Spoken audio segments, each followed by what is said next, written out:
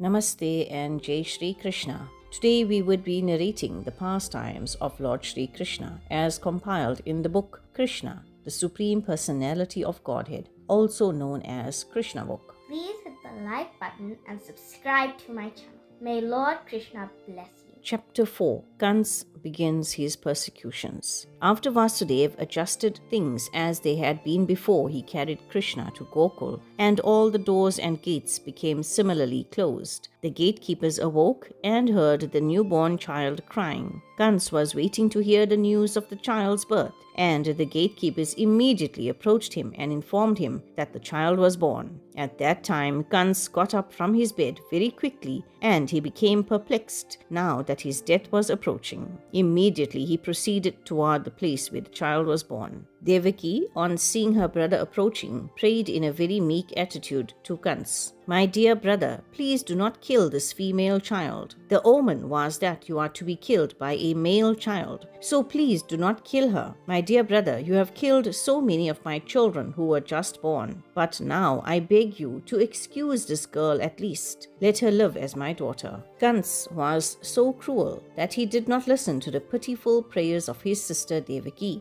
He forcibly grabbed the newborn child to rebuke his sister and attempted to dash the child on a stone mercilessly. But the child immediately slipped out of his hands, went up into the sky, and appeared with 8 arms as the younger sister of Vishnu. She was decorated with nice garments and flower garlands and ornaments. In her 8 hands, she held a bow, lance, arrows, sword, conch shell, disc, club, and shield. Seeing the appearance of the child, who was actually the goddess Durga, all the devas from the different planets presented her with various articles and began to offer their respective prayers. From above, the goddess addressed Kans, "You rascal, how can you kill me? The child who will kill you is already born before me somewhere within this world. Don't be so cruel to your poor sister."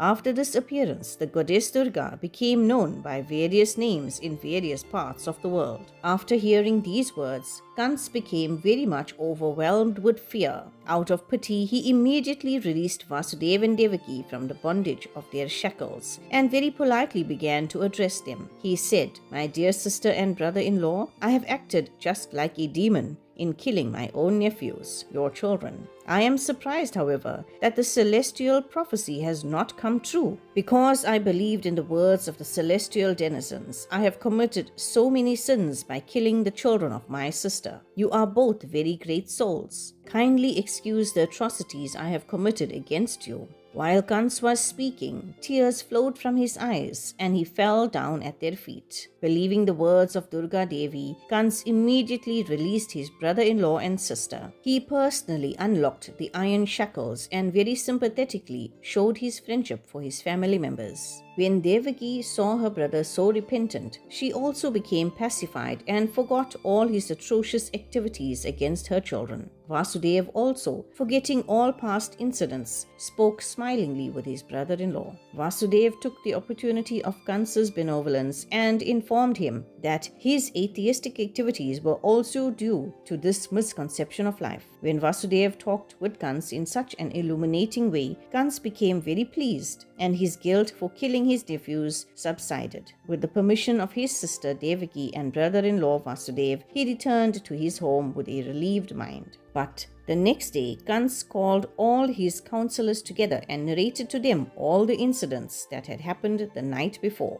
All the counselors of Kans were demons and eternal enemies of the Devas, so they became depressed upon hearing their master speak of the night's events. And they began to give instructions to Kans as follows. "Dear sir, let us now make arrangements to kill all children who were born within the last 10 days in all towns, counties, villages, and pasturing grounds. Although Lord Vishnu, Lord Shiva, and Lord Brahma are always ready to help the Devas, we have no reason to be afraid of them. But we must not neglect them, for the Devas are our enemies. We must be careful to protect ourselves." The demons continued to say, "We must now be very careful of the Devas before they get too strong to be subdued. The foundation of the strength of the Devas is Lord Vishnu, because the ultimate goal of all religious principles is to satisfy him. The Vedic injunctions, the Brahmanas, the cows, austerities, sacrifices, performances of charity, and distribution of wealth are all for the satisfaction of Lord Vishnu. So, let us immediately begin by killing all the Brahmanas who are in charge of the Vedic knowledge, along with the great sages who are in charge of sacrificial, ritualistic performances. Let us kill all the cows, which are the source of butter, which is so necessary for performing sacrifices. Please give us your permission to kill all these creatures. Thus, being advised by his demoniac ministers, Kans decided to persecute the Brahmanas and Vaishnavas. He ordered the demons to harass all kinds of saintly persons. The result of persecuting saintly persons is not only untimely death, the act is so offensive that the perpetrator also gradually loses his beauty, his fame, and his religious principles, and thus his promotion to higher planets is checked. An offense at the lotus feet of the devotees and Brahmins is a greater offense than that committed at the lotus feet of the Supreme Personality of Godhead. Thus ends the Bhaktivedanta purport of the 4th chapter of Krishna. Kans begins his persecutions. Namaste. Hari Bol.